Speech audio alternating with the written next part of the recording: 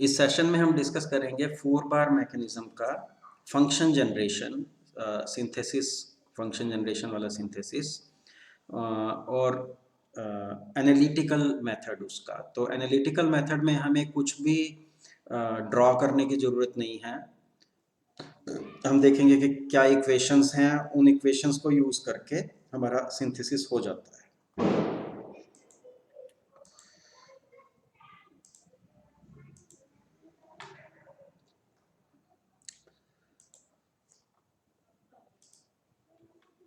और मैं रतन में रेफर कर रहा हूँ, ये है सेक्शन 5.8 फंक्शन जनरेशन।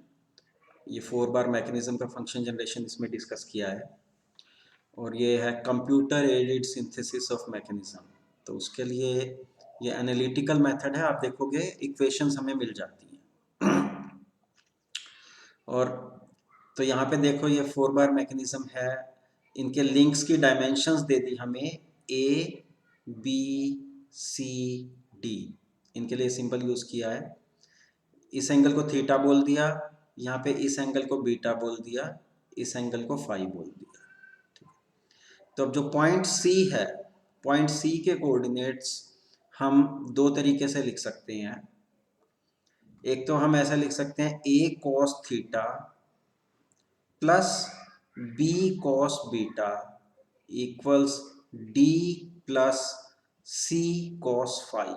तो वो यहाँ पे देख सकते हो लिखा है, considering the links to be vectors displacement along X axis A cos theta plus B cos beta equals D plus C cos phi. ठीक है, ये इक्वेशन हमेशा वैलिड है। तो इस इक्वेशन को थोड़ा सा रीअरेंज कर दिया हमने, b cos बीटा के टर्म्स में लिख दिया। b cos बीटा ये हो गया, उसका स्क्वायर ले लिया तो ये हो गया। तो ये तो एक इक्वेशन थी, इक्वेशन 1। ऐसे डिस्प्लेसमेंट अलोंग y एक्सिस, तो c के कोऑर्डिनेट्स हम लिख सकते हैं a sin theta plus b sin beta equal c sin phi.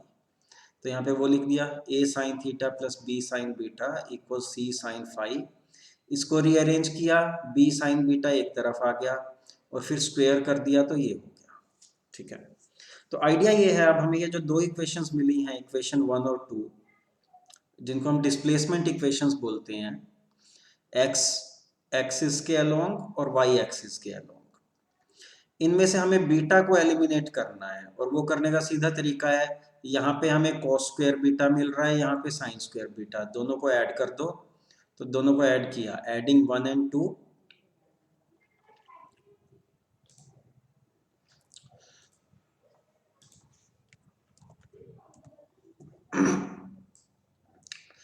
अच्छा एडिंग 1 and 2 हमें ये इक्वेशन मिल गई, बी स्क्वेयर इक्वल्स दिस। ये करके देख लेना। इस इक्वेशन को थोड़ा सा रीअरेंज किया, कुछ राइट वाली टर्म लेफ्ट में ले गए, लेफ्ट वाली राइट में ले गए, कुछ इस तरह का रीअरेंजमेंट किया, 2ac से डिवाइड कर दिया, हमें ये इक्वेशन मिल गई। ठीक है, तो इस इक्वेशन को हम, अब ये जो d ओवर a है, ये एक पैरामीटर है मैकेनिज्म के डायमेंशन से रिलेटेड। ठीक है, d और a लिंक्स की डायमेंशंस थी, ऐसे ही d ओवर c, और यहाँ पे जो ये टर्म देख रहे हो ये भी उससे रिलेटेड एक पैरामीटर है। तो हमने इसको k1 बोल दिया, इसको k2 बोल दिया, इसको k3 बोल दिया। तो ये जो इक्वेशन है, इस इक्वेशन को आप इस तरह से लिख सकते हो, k1 cos phi plus k2 cos theta plus k3 equals cos theta minus phi. ठीक है, तो इस इक्वेशन को बोलते हैं फ्रूडेंस्टीन्स इक्वेशन, फ्रूडेंस्टीन इक्वेशन। और यही इक्वेशन बेसिस है एनालिटिकल सिंथेसिस का। ठीक है, क्योंकि जब हम फंक्शन जनरेशन वाला सिंथेसिस कर रहे हैं तो हमें बोला होता है थीटा 1 की वैल्यू के कोरस्पोंडिंग फाई 1 की वैल्यू है, थीटा 2 फाई 2, थीटा 3 फाई 3। तो हम इस इक्वेशन को सॉल्व करके हम k1 k2 k3 निकाल सकते हैं। तो आपको क्वेश्चन इस तरह का दिया जा सकता है, डिराइव फ्रूडेंस्टीन इक्वेशन। तो बड़ी सिंपल सी ये डेरिवेशन है 4 बार मैकेनिज्म के लिए, ये आ गई इक्वेशन। तो अब हमें मान लो दिया हुआ है थीटा 1 के कोरोस्पोंडिंग फाई 1, थीटा 2 के कोरोस्पोंडिंग फाई 2, थीटा 3 के corresponding phi 3।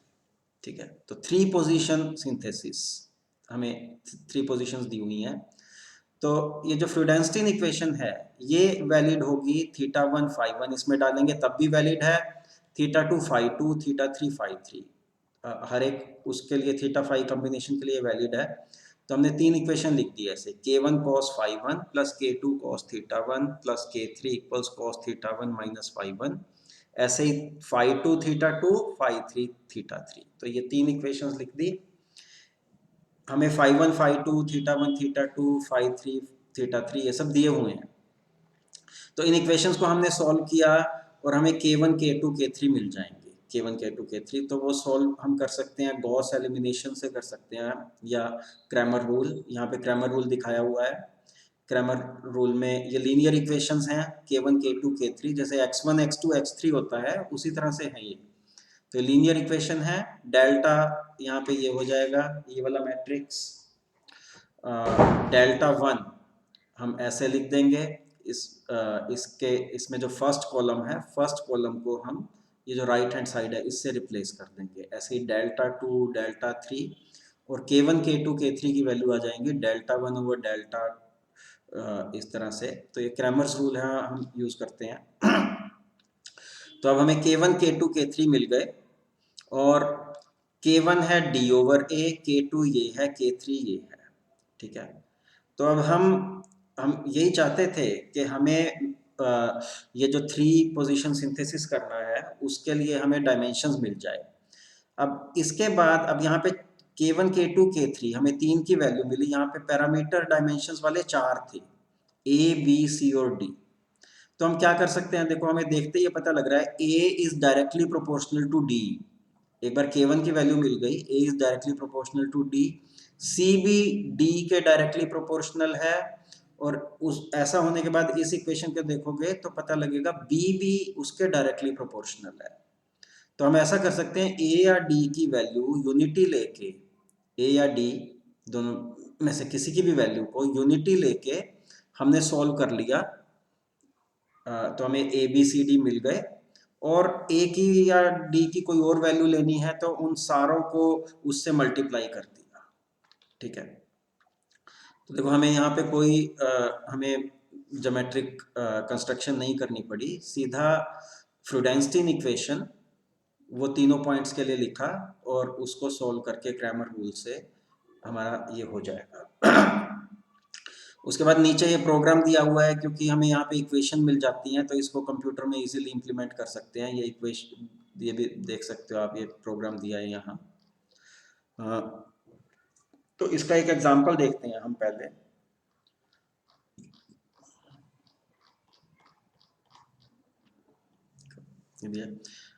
Example 5.7, design a 4 link mechanism to coordinate 3 positions of the input and output links as follows, theta 1 phi 1, theta 2 phi 2, theta 3 phi 3। इनकी values दी हुई है, हमने फ्रूडेंस्टीन equation लिख दी 1 2 और 3 तीनों points के लिए फ्रूडेंस्टीन इक्वेशन लिख दिया। इसको सॉल्व कर लिया क्रैमर रूल से, सॉल्व किया तो हमें k1 k2 k3 मिल गया। उसके बाद d को 1 मान लिया, यहाँ पे एज्यूमिंग d इक्वल्स 1, ये देखो d को 1 मान के हमें इनसे a b और c उसकी वैल्यू मिल गई। तो a b c और d की ये वैल्यूज हैं। तो बस हमें डायमेंशंस मिल गई। अब जो ये मैकेनिज्म है ये उस थीटा फाई उसको सेटिस्फाई करता है। देखते हैं मैकेनिज्म ड्रॉ करके भी यहाँ पे दिखाया हुआ है, ये देखो वो जो एक बार डायमेंशंस मिल गई उन डायमेंशंस के हिसाब से जब इसको ड्रॉ करोगे तो वो सेटिस्फाई करेगा। थीटा की वैल्यू 50 ली तो फाई की वैल्यू 60 आ रही है, अपने आप आएगी 60। 35 ली इसकी वैल्यू, उसकी वैल्यू अपने आप 45 आएगी। ठीक है, तो ये 3 पोजीशन सिंथेसिस यहाँ हो गया है। इसी का और एग्जांपल देखते हैं यहाँ पे, एग्जांपल 5.8। इसमें बोला है design a 4 link mechanism when the motions of the input and output links are governed by a function y equals x square। इसका मतलब हम समझेंगे क्या है। हमें एक फंक्शन दिया हुआ है, y तो आउटपुट है, x इनपुट है, ठीक है, और हमें बोला x varies from 0 to 2 with an interval of 1। कहने का मतलब ये है हमें x की 3 वैल्यूज लेनी है, 0, 1 और 2। x की 3 वैल्यू लेनी है, ठीक है। बोला assume theta to vary from 50 to 150 degree and phi from 80 to 160 degree. तो थीटा जब 50 है तो फाई की वैल्यू 80, थीटा की 150 है, फाई की 160, और जब ये यहाँ से यहाँ तक जाता है तो फाई इस रेंज में जाता है, हमें ये बोला है। लेकिन फंक्शन जनरेट करते हुए हमें जो y इक्वल्स एक्स स्क्वेयर इसको फॉलो करना है, ठीक है। तो इसका मतलब क्या है, मैं एक बार मतलब इसका समझाता हूँ, फिर ये सॉल्यूशन की तरफ देखेंगे।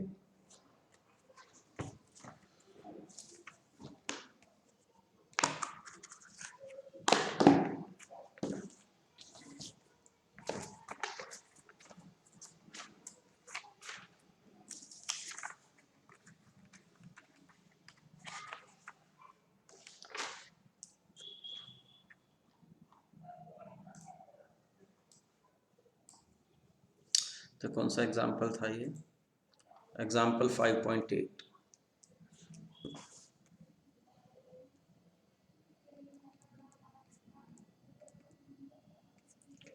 हमें थीटा दिया हुआ है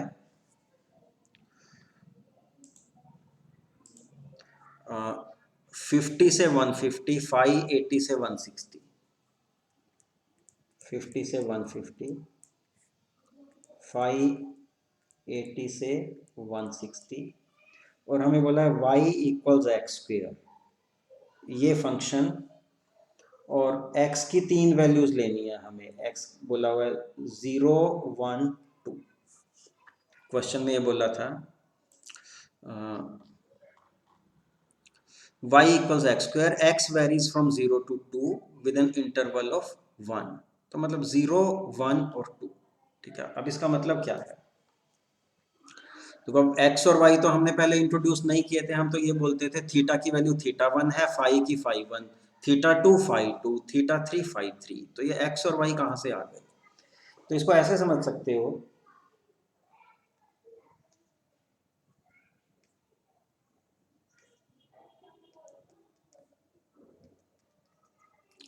ये एक 4 बार मैकेनिज्म है, और ये हमारा एंगल थीटा है, ये फाई है।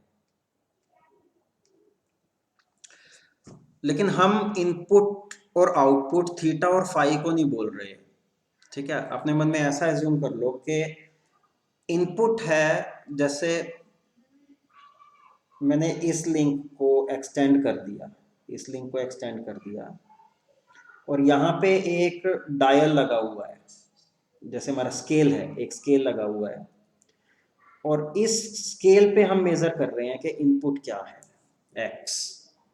जरूरी नहीं है इस तरह से हो, लेकिन जस्ट आपको आइडिया देने के लिए मैं ऐसा बोल सकता हूँ कि मेरा इनपुट थीटा नहीं है, मेरा इनपुट एक्स है। मैं यहाँ पे देखता हूँ कि क्या वैल्यू है, उसको मैं इनपुट मान रहा हूँ, और X is related to theta, ठीक है। Naturally it is related to theta, क्योंकि थीटा चेंज होगा तो एक्स चेंज होगा यहाँ पे।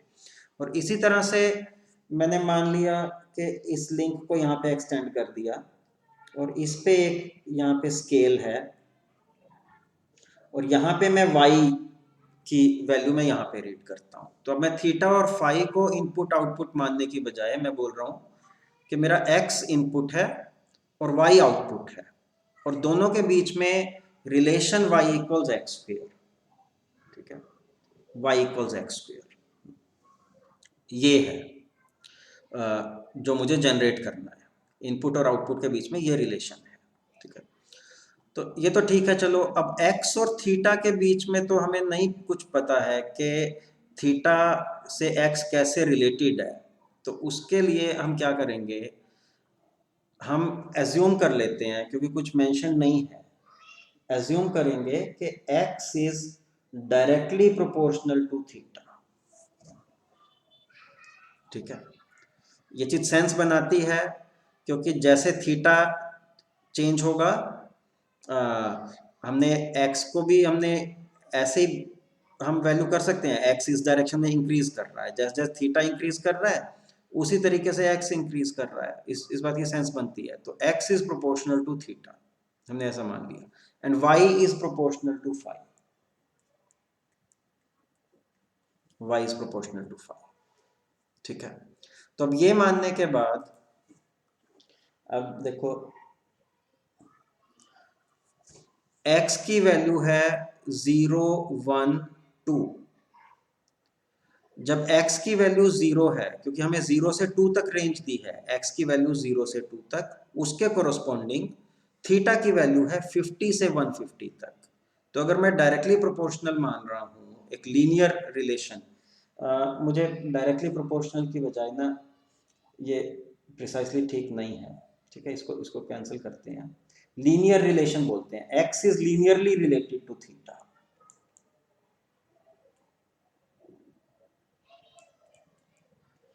x is linearly related to theta and y is linearly related to phi।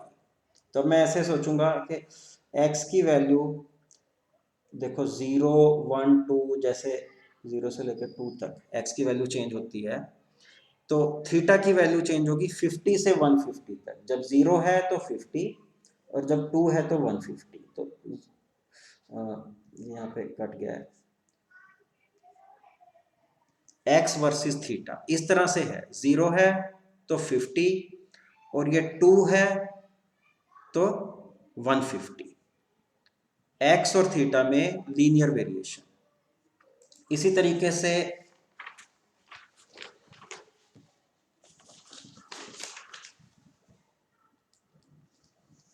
मैं मान लूंगा कि y और फाई में लीनियर रिलेशन है, ठीक है, y और फाई में लीनियर रिलेशन।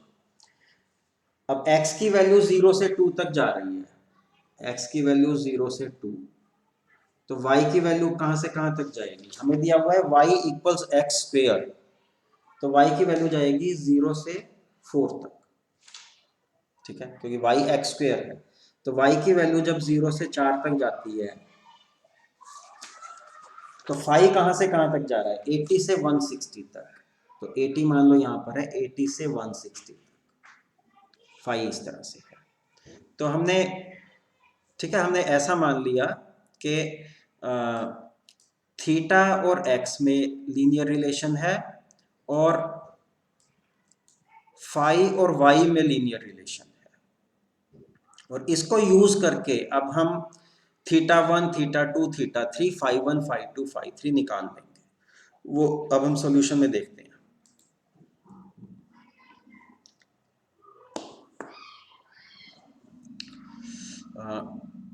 तो देखो लीनियर रिलेशन मानने के बाद x की वैल्यू की रेंज अगर यहाँ पे देखो 0 से 2 तक थी और उसमें 3 पॉइंट्स लिए x1 0, क्योंकि इंटरवल 1 के साथ हमें बोला हुआ था, x2 की वैल्यू 1, x3 की वैल्यू 3, 0 1 2, ठीक है। इनके कोरस्पॉन्डिंग हम निकालेंगे थीटा की वैल्यू, x1 x2 x3 के कोरस्पॉन्डिंग थीटा की क्या वैल्यू होगी। थीटा हमें बोला हुआ था 50 से 150 तक, 50 से 150 तक वेरी करता है। तो ऐसे निकलेगी लीनियर रिलेशन मानने के बाद ना, ये फार्मूला लगेगा जो आप यहाँ पे देख रहे हैं कि थीटा 1 इक्वल्स, अब x की वैल्यू 0 पे ही निकालनी है तो 50 हो जाएगी, बस 50। x की जब वैल्यू 1 है तब निकालना है, तो 50 प्लस जो थीटा का जो डिफरेंस है फाइनल माइनस इनिशियल, ये 150 माइनस 50 100, ठीक है। तो चलो अगर मैं यहाँ पे एक बार मैं यहाँ पे लिख देता हूँ, देखो हम ऐसे निकालेंगे वैल्यू में, जैसे इस पॉइंट को मैंने बोल दिया, चलो for a given value of y, phi की वैल्यू कैसे निकालेंगे, देखो मैं लिखूंगा y, सॉरी फाई इक्वल्स, ठीक है, y s लिख दिया, y s नहीं sorry phi s, phi S है ये स्टार्टिंग वाला पॉइंट और ये फिनिश वाला point, phi S plus D phi D Y जो इस लाइन की स्लोप है वो हो जाएगी phi F minus phi S over Y F minus Y S, ठीक है, times delta phi, delta Y sorry, Y minus Y S, ठीक है। ये लीनियर रिलेशन के हिसाब से ये मैं लगाऊंगा फॉर ए गिवन वाई, अगर मुझे फाई की वैल्यू निकालनी है, ये लीनियर रिलेशन है। तो मैंने यही किया हुआ है यहाँ पे। जैसे अगर y की वैल्यू 1 है, मुझे फाई निकालना है, तो फाई एस स्टार्टिंग पॉइंट पे हमें मुझे दिया हुआ है फाई कितना है, फिनिश पे भी दिया हुआ है, और ये डिफरेंस 4 है यहाँ से यहाँ तक का। तो और यहाँ पे मैं y की जो भी वैल्यू डालना चाहूँ और वाई एस वो पता है, तो y के कोरस्पॉन्डिंग फाई की वैल्यू आ जाएगी मेरे पास ये यूज़ करके। सेम चीज़ करना है, हमें थीटा निकालना है x की वैल्यू यूज़ करके, ठीक है। तो वो यहाँ पे किया हुआ है corresponding to x1 x2 x3, यहाँ पे θ1 θ2 θ3 निकाल लिया ये यूज करके, ठीक है। और इसी तरीके से corresponding to y1 y2 y3, y1 y2 y3 के कोरस्पॉन्डिंग हमने φ1 φ2 φ3 निकाल लिया ये यूज करके, और उसको एक टेबल की फॉर्म में डाल दिया है 0.123। यहाँ पे x की वैल्यू 012 है, y इक्वल्स एक्स स्क्वेयर, तो y की वैल्यू ये आ गई, theta corresponding to x linear के हिसाब से ये आ गया, और phi corresponding to y linear के हिसाब से ये आ गया। तो अब हमारे पास मिल गया हमें θ1 φ1 θ2 φ2 θ3 φ3, ठीक है। तो यहीं तक का जो है थोड़ा सा डिफरेंस था, और उसके बाद फ्यूडेंस्टीन इक्वेशन लिख दी, ये हो गई 0.1 के लिए और 0.2 के लिए और 0.3 के लिए, 3 इक्वेशन लिख दी, क्रैमर रूल लगाया, हमें ये k1 k2 k3 मिल गए, d को 1 मान लिया और a b c मिल गया, और फिर यहाँ पे मैकेनिज्म ड्रॉ करके दिखाया हुआ है। देखो कॉन्फ़िगरेशन इसमें अजीब अजीब से बन रहे हैं, यहाँ पे ये इनपुट है ये आउटपुट है, दोनों क्रॉस हो रहे हैं, यहाँ पे भी दोनों इस तरह से क्रॉस हो रहे हैं, लेकिन थीटा के कोरस्पॉन्डिंग फाई जो वैल्यू होनी चाहिए थी वही वैल्यू यहाँ पे आएगी, ठीक है। तो ये हो गया है सिंथेसिस। इसमें और एग्जांपल दिया है, डिजाइन ए 4 लिंक मैकेनिज्म, जहां पे ये फंक्शन जनरेट हो रहा है y equals 2 log x, x की वेरिएशन है 2 से 4 तक विद एन इंटरवल ऑफ 1, मतलब x की हमें क्या क्या क्या वैल्यू लेनी है, 2 3 और 4, तो x1 x2 x3 2 3 और 4, थीटा की वेरिएशन यहाँ से यहाँ तक दी हुई है, फाई की वेरिएशन यहाँ से यहाँ तक दी हुई है। तो जैसे पहले वाला एग्जांपल था सेम एग्जांपल है, पर जस्ट फंक्शन डिफरेंट है यहाँ पे। तो एक x के लिए कोई y की वैल्यू ये फंक्शन यूज करके आएगी, और फिर वही मेथड यूज किया हुआ है, टेबल बनाई और फिर उसमें डाल दिया, कोई उसमें स्पेशल उस तरह की चीज़ नहीं है, ठीक है। चलो, तो ये एक पार्ट हमारा हो गया। यहाँ पे हमने देखा बेसिकली कि हम डिस्प्लेसमेंट इक्वेशंस लिखते हैं,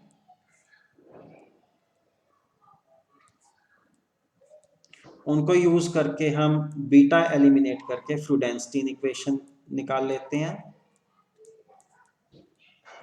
और फ्यूडेंस्टीन इक्वेशन को यूज करके हमने 3 पोजीशन सिंथेसिस,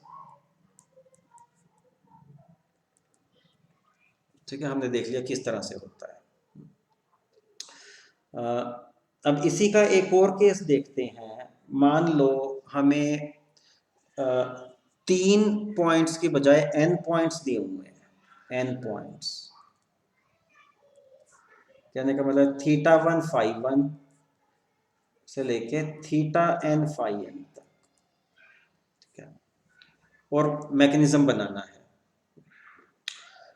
तो अब हमारा जो सिंथेसिस है, सिंथेसिस एग्जैक्ट नहीं हो सकता, क्योंकि हमारे पास जो फ्यूडेंस्टीन इक्वेशन है, फ्यूडेंस्टीन इक्वेशन में k1 k2 k3, ठीक है, ये 3 अननोन है। तो हम 3 पॉइंट्स, इन n पॉइंट्स में से कोई 3 पॉइंट लेंगे तो हमें K1 K2 K3 में हमें 3 इक्वेशंस मिल जाएगी।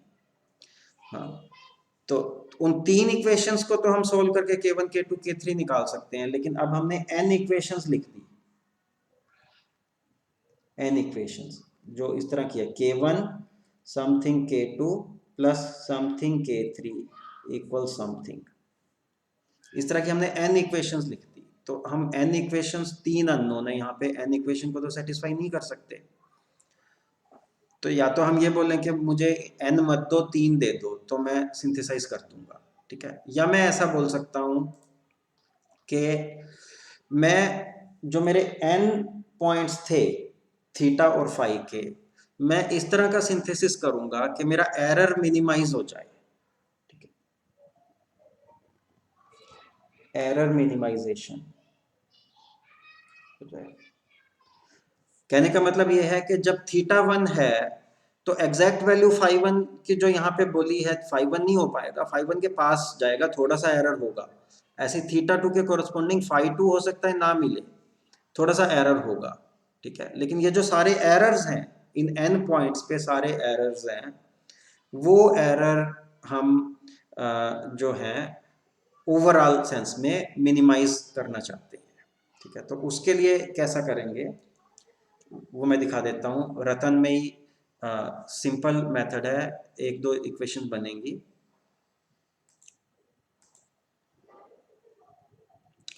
वो इसी सेक्शन में दिया हुआ है जो हम डिस्कस कर रहे हैं, सेक्शन 5.8 में ही, लीस्ट स्क्वेयर टेक्निक, ठीक है। तो यहाँ पे ये फ्रीडेंस्टीन इक्वेशन थी, फॉर एनी पॉइंट आई हमने ऐसे लिख दी, K1 cos फाई आई प्लस K2 cos, यहाँ पे एक जगह फाई आएगा, एक जगह थीटा आएगा, थोड़ी मिस्टेक है यहाँ, theta i plus K3 minus cos theta i minus phi i equal 0। ये फ्रीडेंस्टीन इक्वेशन है पॉइंट आई के लिए। लेकिन अब ये हमारे पास n पॉइंट्स हैं, n पॉइंट्स, सारे के सारे n पॉइंट्स के लिए हम इस इक्वेशन को सेटिस्फाई नहीं कर पाएंगे, इसकी वैल्यू 0 नहीं होगी। तो इसकी जो वैल्यू आएगी, 0 नहीं आ पाएगी, उस वैल्यू को हम एरर बोल दें, अगर उस वैल्यू को, ठीक है। तो उस एरर का, अब नीचे देखो जो s लिखा है यहाँ पे, उस एरर का, क्योंकि इसकी वैल्यू 0 नहीं होगा, नॉट नेसेसरली 0, एरर का हमने स्क्वायर कर दिया और ऐड कर दिया सारे n पॉइंट्स में। और अब हम बोल रहे हैं मेरा ये जो एरर है इसको मैं मिनिमाइज करना चाहता हूँ, ठीक है। तो वो एक अप्रोक्सीमेट सिंथेसिस होगा, एग्जैक्ट सिंथेसिस नहीं होगा, क्योंकि आप ऐसा बोल रहे थे कि ऐसा बनाओ जो n में से पास हो। अब मेरी भी तो लिमिटेशन है, मैं 3 में से तो पास आराम से करवा पा रहा हूँ, n में से नहीं करवा पाऊंगा, तो जो बेस्ट हो सकता है वो करेंगे, s को मिनिमाइज करना है। अब s डिपेंड करता है K1 K2 और K3 पे, यहाँ पे सिर्फ 3 पैरामीटर्स हैं, बाकी तो हमें फाई आई थीटा आई सारे n के n दिए हुए हैं। तो इसको मिनिमाइज करना है तो क्या क्या करेंगे, s को डिफ्रेंशिएट करेंगे विद रिस्पेक्ट टू K1 0 कर देंगे, विद रिस्पेक्ट टू K2 उसको 0, विद रिस्पेक्ट टू K3 उसको 0, ठीक है। तो आप करके देख लेना, इसको with respect to K1 differentiate करेंगे, बहुत सिंपल डिफ्रेंशिएशन है ये, बड़े आराम से होनी चाहिए। यहाँ पे देखो इस टर्म का स्क्वायर था, तो 2 पहले नीचे ले लोगे, 2 टाइम्स दिस टर्म, ठीक है, फिर multiplied by differentiation of this with respect to K1, तो ये 0 हो जाएगा, ये 0, ये 0, क्योंकि K2 K3 को आप कांस्टेंट मान के कर रहे हैं, और differentiation of this with respect to K1 करोगे, सिर्फ cos फाई आई बचेगा, और सिग्मा को एज इट इज रखोगे। तो यहाँ पे देखो ये बन जाएगा, with respect to K1 differentiate करोगे तो ये आ जाएगा, ठीक है, ये आ गया। इसी को थोड़ा देखते हैं, मेरे ख्याल से अलग तरीके से यहाँ पे लिख दिया है। हाँ, इसी को cos फाई आई को इसको मल्टीप्लाई करके ऐसे लिख दिया, ये इक्वेशन मिल गई। ऐसे ही with respect to K2 differentiate करके 0 किया तो ये इक्वेशन मिल गई, विद K3 डिफ्रेंशिएट करके 0 किया, ये इक्वेशन मिल गई। अब बड़ी अच्छी बात यहाँ पे ये हुई कि ये जो तीनों इक्वेशंस हैं ये K1 K2 K3 में लीनियर है, लीनियर इक्वेशंस मिल गई हैं। यहाँ थोड़ी इक्वेशन लिखने में यहाँ पे मिस्टेक है, ये K1 नहीं आएगा, यहाँ K1 बाहर ले लिया, यहाँ पे नहीं आएगा, तो थोड़ी मिस्टेक आपको देखनी पड़ेगी। और इन तीनों इक्वेशन को अब हम सॉल्व कर लेंगे K1, K2 और K3 निकालने के लिए। तो हमारा जो सिंथेसिस है एक अप्रोक्सीमेट सिंथेसिस हो गया है लीस्ट स्क्वायर टेक्निक को यूज करके, जिसमें हमने ओवरऑल एरर्स को मिनिमाइज किया है। ठीक है, तो इसका एक एग्जांपल देख लेते हैं।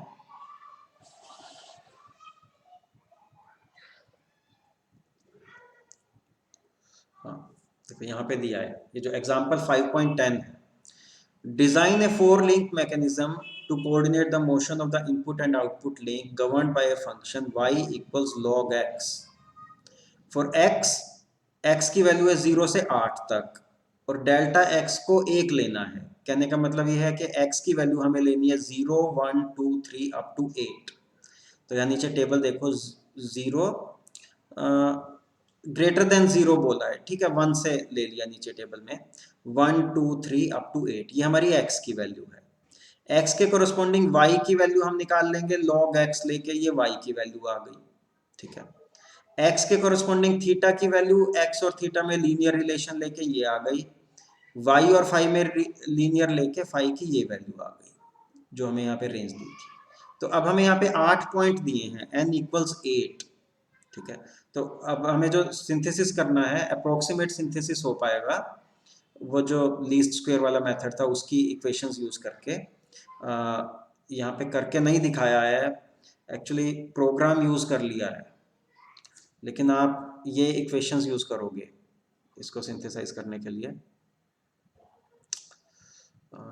जो अभी देखी थी। हाँ, ये इक्वेशन देखो, K1 times sigma cos square phi i, तो cos square phi 1 plus cos square phi 2, उन सबको ऐड कर दो, यहाँ पे वो टर्म आएगी, यहाँ पे आएगी cos theta i cos phi i sigma, तो cos theta 1 cos phi 1 plus cos theta 2 cos phi 2 plus cos theta 3 cos phi 3, इस तरह से वो टर्म यहाँ पे आएगी।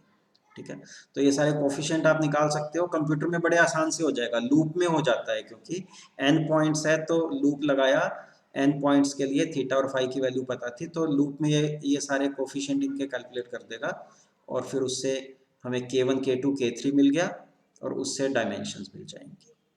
ठीक है, तो ये था सेक्शन 5.8। देखते हैं इसके एंड में और कुछ है क्या, नहीं, तो यहाँ पे ये कंप्लीट हो गया। ठीक है, हाँ, तो ये टॉपिक मैंने यहाँ पे लिख के एक्सप्लेन नहीं किया, क्योंकि सेक्शन 5.8 में मैंने आपको बता दिया है कि इक्वेशंस क्या हैं और उसको कैसे यूज़ करते हैं, तो जस्ट आपको नोट्स भी बनाने की ज़रूरत नहीं है। तो सेक्शन 5.8 रतन, ठीक है, बाकी उसमें से एक बार रेफर कर लेना, कुछ एग्जांपल्स करके देख लेना, तो ये हो गया है हमारा।